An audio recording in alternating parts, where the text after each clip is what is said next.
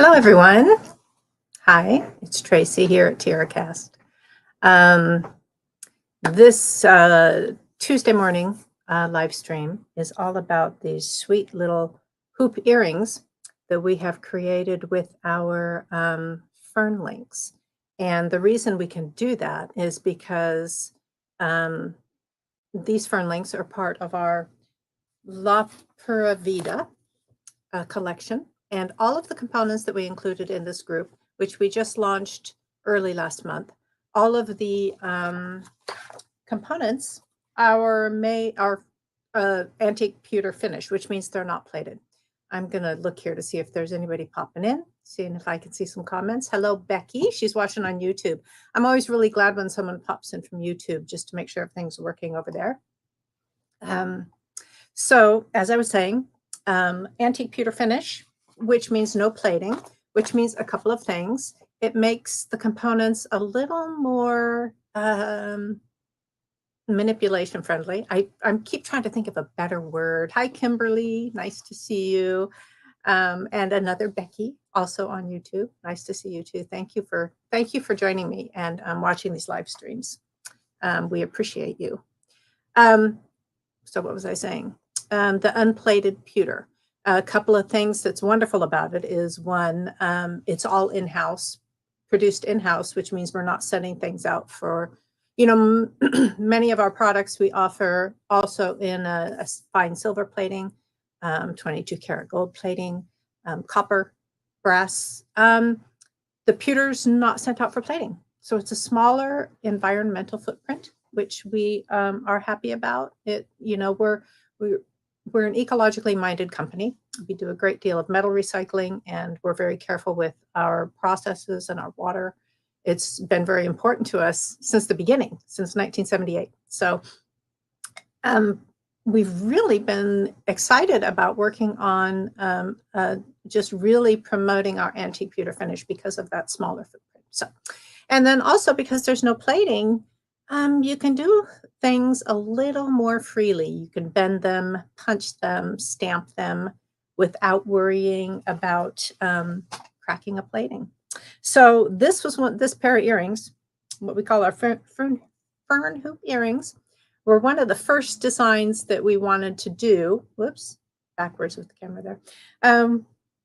One of the first designs that we wanted to do with this particular group in the antique pewter finish. So I'm going to switch my camera so you can see my work surface. And we can get going. So to make these, we used our fern links, which, let me pop a couple of links in the chat. I like to do that to make sure you guys have a link to the project. It's also in the description for events. Hello, Shakisha. Hello, Sabrina and Patty. Thank you guys so much for joining me. Here's a link to the project itself.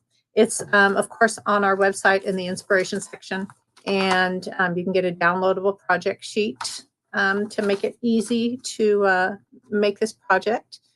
We also have a great blog post on the website that tells you all about this launch and a little more about what I was just talking about, the manufacturing process, etc.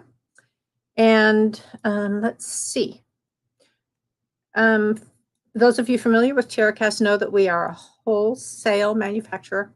So we do not sell retail. We sell to bead suppliers and companies that that sell to jewelry makers. So if you are a retail shopper and you're looking for sources for TierraCast, try the links that I just put into the chat. They go to our store locator, which can help you find stores that are local to you, possibly, and also online resources. So, hello, Leslie.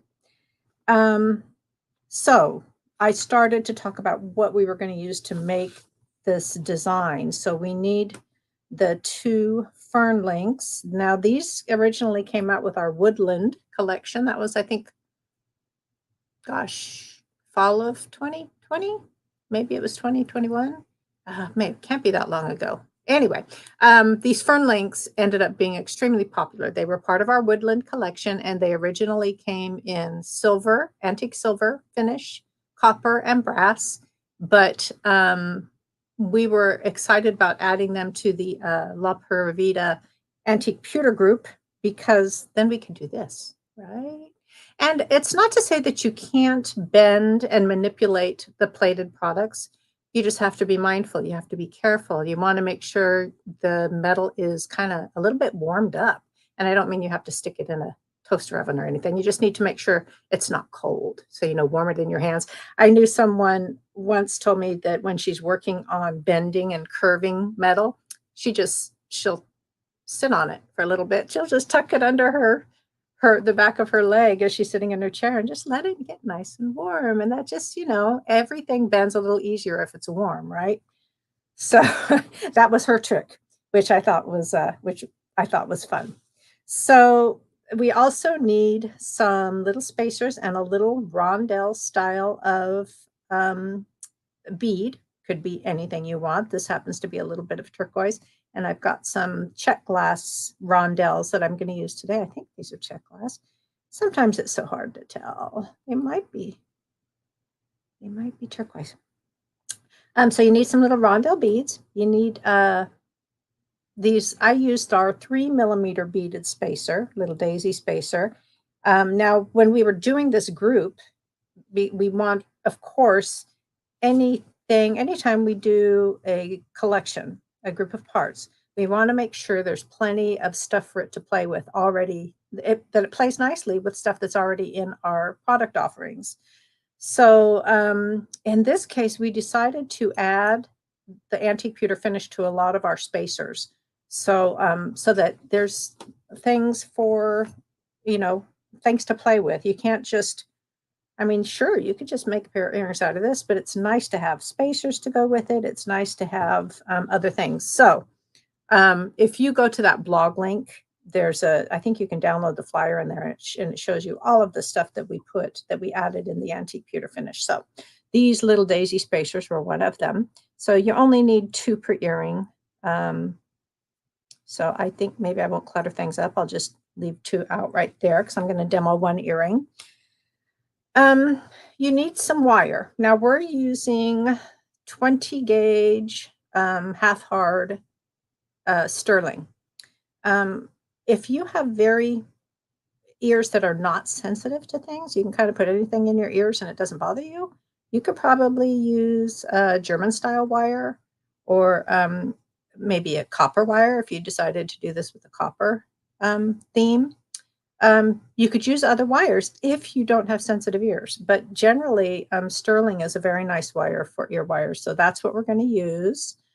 It is half hard, and I'll talk about a little bit more about that and what kind of wire works well for ear wires as we get into this project.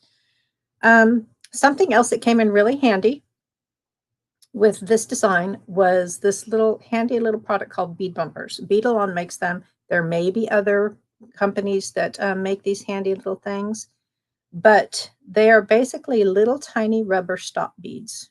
I don't know if you can see them very well, but let's see if we can get some out of the package. Oops, is this one not even open? Yes, it is. See if we can get some out so you can see them. They're tiny little silicone donuts, basically, and you use them as stop beads. You slide them onto wire. Let's see, what can I put them on that you might see them, be able to see them?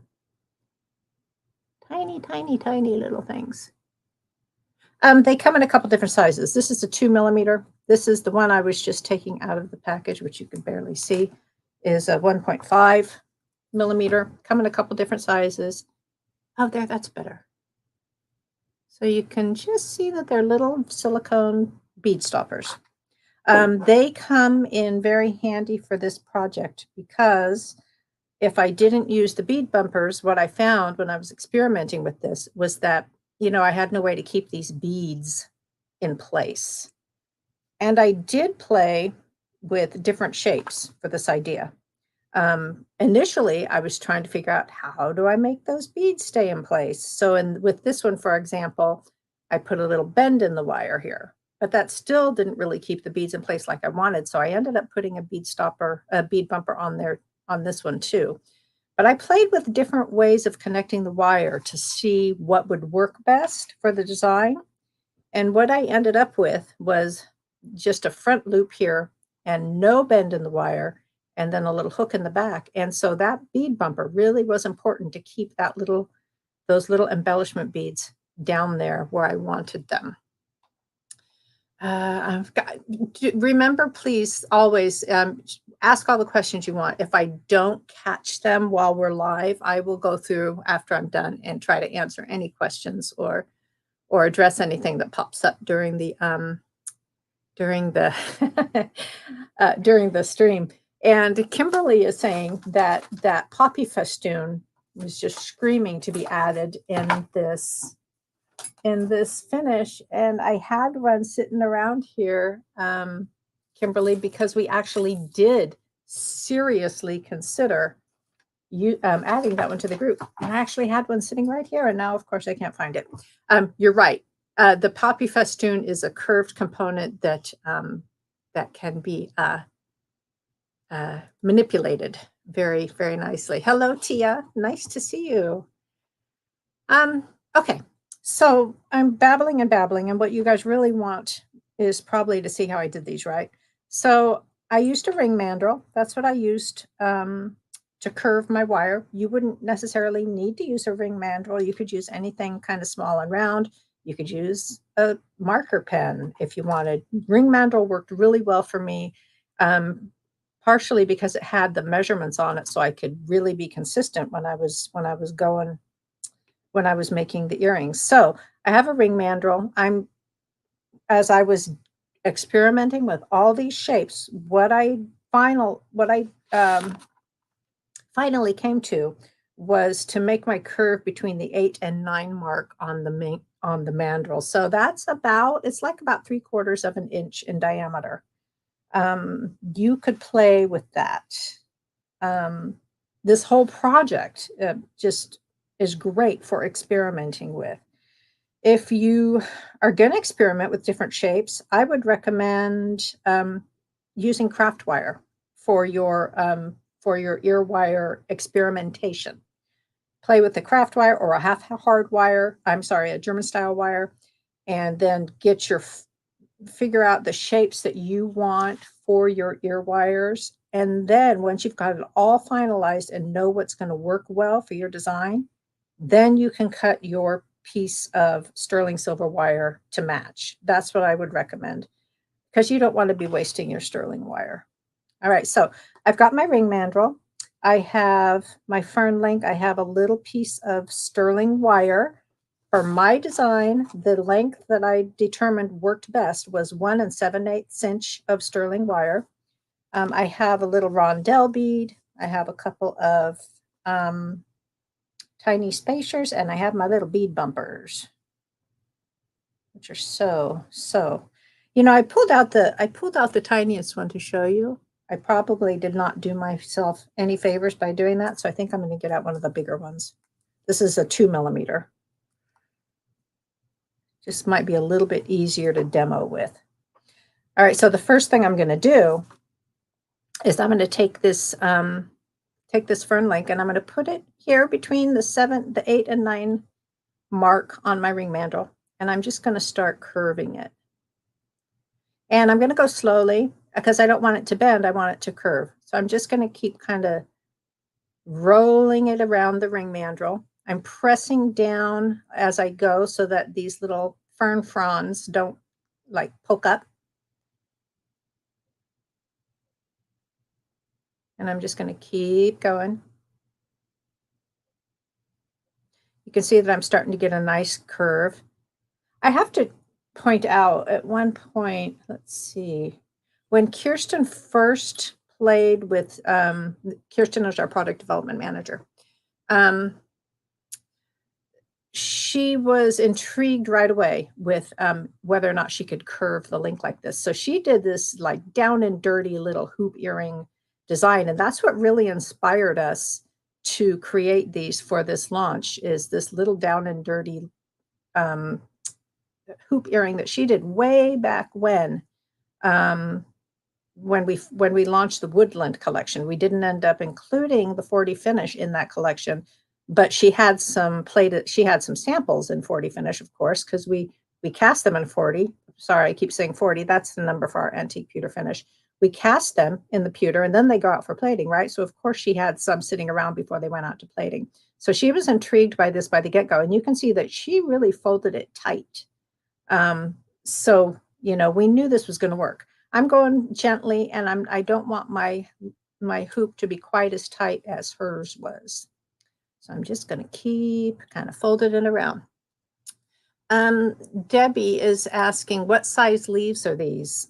Debbie, these are our fern links, and they are the only ones we have, and they are about 1.5 inches long. So if you're looking for them on our website, you don't even have to put a size in, just put in fern link, and that's what will pop up.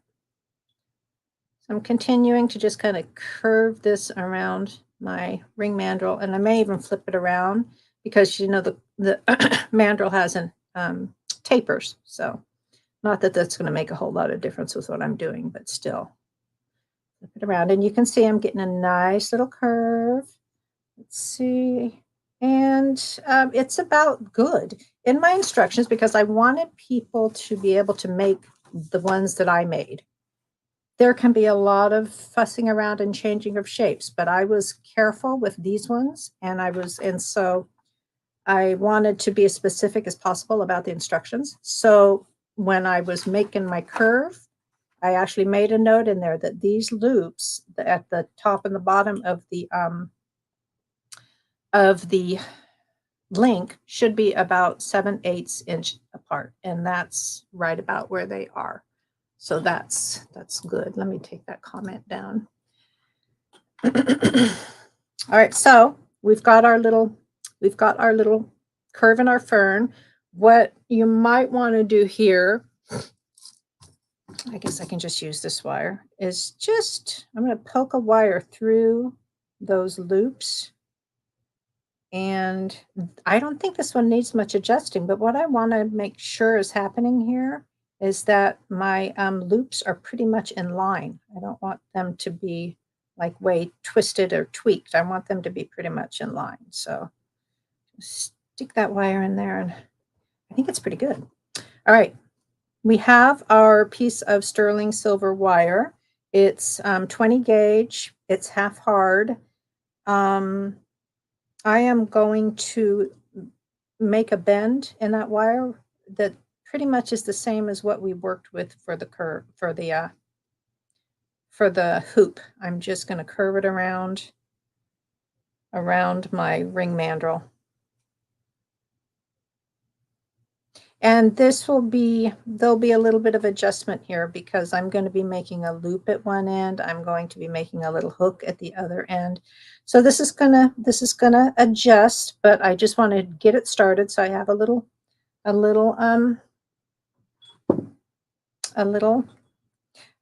know how to speak. I just have to be patient with me this morning. I have a curve in my wire, and now I'm going to take my my round nose pliers, and I'm going to work a little bit far back on the jaws because I want this loop to be not huge, but not tiny. And I'm just going to make my little simple loop, a front loop. And remember, I was talking about the different things that I tried when I was initially making this design. And I did front loops, and I did loops that went to the back. I did a lot of experimenting until I kind of found the design that was going to be that looked the best, and also was going to be easiest to recreate and make instructions for. I hope I made my loop big enough. The reason it needs to be a kind of roomy loop is because this loop here on the fern link is pretty thick. So it looks like it's okay. And then I just hooked that to the loop that's at the wide side of the fern. Now I'm going to add on my little cluster of beads. And so I'm going to, no, I'm not going to start with the bead bumper. I'm going to add that last. I'm going to start with one of my 3mm spacer beads and add my pretty little blue accent and my second spacer bead. And then I'm going to take that little bead bumper. Basically, it looks like a little donut, and it's got a hole. So this is tricky, but you just want to get your wire, get the little bead bumper strung onto the wire. And then, I don't know if you guys can see that the little bumper's right there. And I'm going to slide that down. It fits nice and snug on the wire. And I'm sliding it down to hold all my beads in place. They are like magic. Kimberly's asking if I've worn these. Of course I have. I love them. They feel nice. And since she's asking about comfort, one of the things that we're going to do at the end is, you know, we've cut these wires. You're going to want to probably file these. There's this handy little tool called a cup burr. It's basically a little file that has a tiny little cup at one end. And so you can put it at the end of a wire that you've cut and smooth the edges. Very nice. You could also just use a emery board or some other small file for this purpose, but cup burrs are great for this. You guys add that to the tool list. That I know everybody has a tool list. Okay, so now we've got, we're nearly there. Now what we need to do is sort of adjust the curve. And I can do that by kind of wrapping it around the smaller end of my mandrel. And what I'm aiming for is I want this, actually what I can go ahead and do this. What I'd like to do now is take my round nose pliers and make my little curve. This is what's gonna keep our earring closed. So I'm just gonna curve it like that. And this curve and that curve are both probably gonna have to be adjusted, but let's see how we do. That fits pretty well. I guess I wrote good instructions because that seems to work pretty well. I made my little hook at the end that's just a little, about almost 1/8 of an inch kind of curve. And the arc of this curve is just enough to get it right in there. And you will end up probably, if you decide to make this project, you'll end up having to play with this a little bit. Once you get it where it's all fitting well, then you're going to want to work harden this wire a little bit. Because what you're going to aim for is just hardening this wire enough to give this a little bit of spring, so that every time you open and close it, there's a spring to the wire and it will kind of bounce back to its shape, if that makes sense. So I'm going to use, I actually was looking for, hold on, I'm going to share another link. I was looking for information on work hardening wire, and I found this great little tutorial on Jewelry Tutorial HQ, which is a site that I really like. If you guys haven't ever visited that site, it's just kind of a wealth of projects and techniques and info. It's really a great site. So I found this little tutorial they had on work hardening wire. There's different ways to do it. What we're going to do in this case is just use a block. And in a perfect world, I would have a rubber bench block, and I know there's one around here somewhere, but I couldn't find it. So I've got a little wooden block. I could use a metal block, but know that that's going to kind of flatten the wire more than a slightly softer block. So I'm going to try the wood one since I couldn't find the rubber one. And I'm going to use a rawhide mallet, and I'm just going to hang this ear wire kind of off the edge of the block, and I'm just going to start hammering this a little bit with the mallet.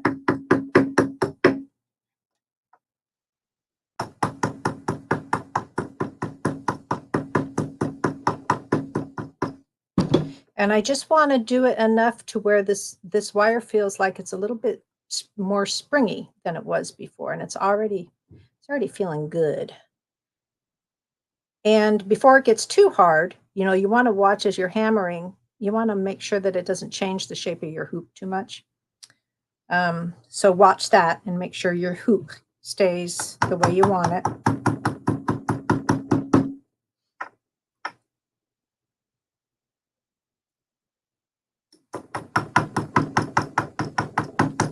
I think I mentioned at the very beginning that, you know, if you didn't want to use sterling wire, you could use if your ears aren't sensitive, you could try German style craft wire, which is a half hard wire. So it's a little, you know, sure you could try craft wire too, but as you know, it's quite a bit softer. And it can be also be hammered to work harden, but just be mindful that some craft wires, especially if they're colored ones, sometimes there's a plastic coating. So that's not always so friendly for work hardening with this technique. But you could try craft wire again if your ears are not sensitive. Yeah, give it a try. And for sure, as you're experimenting with your shapes, definitely use the craft wire until you get exactly the length and the shape that you want for your design. So it is a pretty simple little process. I was doing a little demo of using some metalsmithing techniques on our rings last week, which I will do another demo of that sometime soon. But I was using forming pliers and a saw to manipulate the antique pewter finish rings. And you know, one of the things I mentioned was that if you are a jewelry maker, you probably tend to use a lot of the same techniques over and over. So something like this, something like these rings and also these hoop earrings, it's a fun way to kind of get into more metal smithing techniques and really have some fun playing with some different ideas. So I showed these a little bit before. So these ones we just made are exactly like the ones we published. Very easy, but there's also a lot of fun you could have with different shapes. With this hoop, I kind of elongated it a little bit. I wanted some long ear wire so the whole thing would hang down lower. So I used a much longer piece of wire.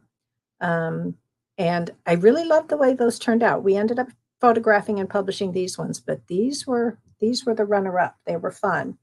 And these were similar, but I even did a sharper little curve in the fern link for this one. So all that just to say, you can really have some fun playing with this idea. And don't be afraid if you're using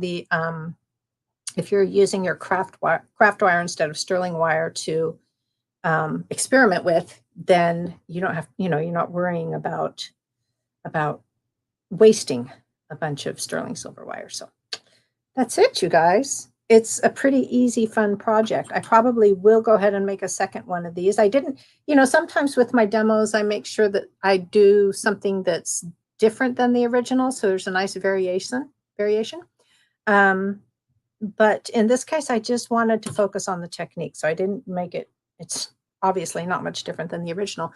Karen is asking if she can use the brass and copper fronds. You can. What I was recommending at the beginning of the demo, Karen, is to make sure that your metal is nice and warm before you start curving it. And the copper and the brass should both curve pretty nicely. You know what? Let me dig one out. Let's demo.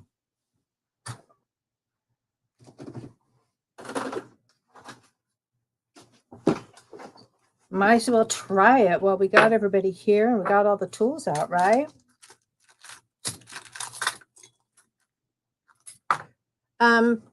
What I was saying at the beginning, Karen, is that you can curve the plated items as well. It's just, you know, something you want to be careful with. You want to go slow. You want to make sure that the metal's a little bit warm so that, you know, everything bends a little better when it's warm, right? Including our own bodies. So I've got the brass one. Could be warming both up at once, I guess.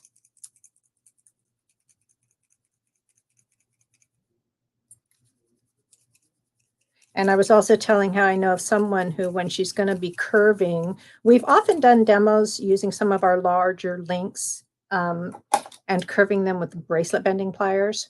And that's great technique with any of the platings. Again, just be careful, make sure things are warm, go slow, don't bend, but curve very gradually. Then everything should be okay with the plated parts. And I was telling at the beginning of the demo how I know someone who says, oh, she just tucks them under her leg when she's sitting in her stool. If she's going to be working with that kind of technique, she just sits on them for a while to warm them up. I thought I was entertained by that. So I'm shooting for the same spot on my mandrel. I'm using the brass one, and I'm going slow. And it should curve just fine.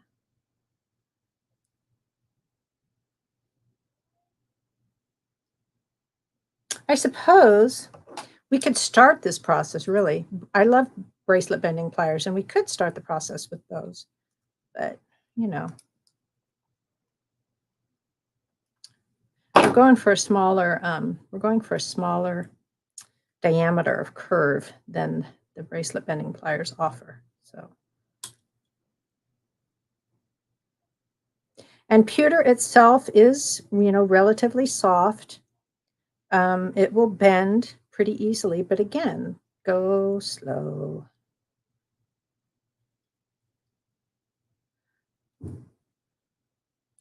Brenda has a good question. She said she loves the design of the fern link itself, so maybe she would not bend them as much. That's what I was going for when I did these longer bends, Brenda. I really wanted to show as much of the fern frond as possible, so I went with just a curve more towards the end. So you could certainly experiment with how much of a bend you want to put and where. Something I'm also watching as I'm doing this is as I'm watching how these little fern frond ends are going to poke up. So trying to keep those under control as I'm going. So again, this is the brass. And I think it's doing just fine. I haven't heard or noticed that there's anything bad happening to the plating. And I could, you could also just bend these with your fingers, but because at the beginning I was talking about being careful that you don't accidentally kind of crease it anywhere. You want it to bend gradually and smoothly. So I really like using the ring mandrel for this project. So there we go. We got the brass one. Let's do the copper. And we were just kind of showing this longer curve. So let's do that. So in that case, let's see, I'll just start it. I'll work at the smaller end of the mandrel, and I'll curve just kind of more at the tip of the fern frond. I think really it's probably safer to put serious curves in the pewter finish, because even if we don't crack the plate, it's gonna affect it, So I think I would stick with, if you're going to put a serious curve in it, I think I would stick with the pewter finish. This is working okay though. I'm getting a nice little slightly longer shape, which I like. So the answer to Karen's question is yes. You can use the copper and the brass. Be mindful and be careful, and should work out okay. And you guys, I think that's it. There is a link Sorry, I'm reading and talking at the same time. You know how sometimes that just doesn't doesn't work so great. Um, I included a link at the beginning of our discussion, and it's also up in the description of the event, the Facebook Live and the YouTube Live. The link to the project is in there.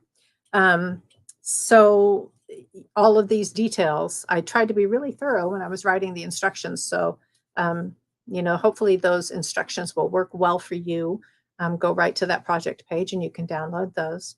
Oh, and Mary is talking about, this is a whole nother fun thing you could do. Mary's talking about how you can use coloring agents on our metal components. And we have a blog post about that. Stained, painted, patinaed. Yeah. These could be really fun if you decided to add some color to this.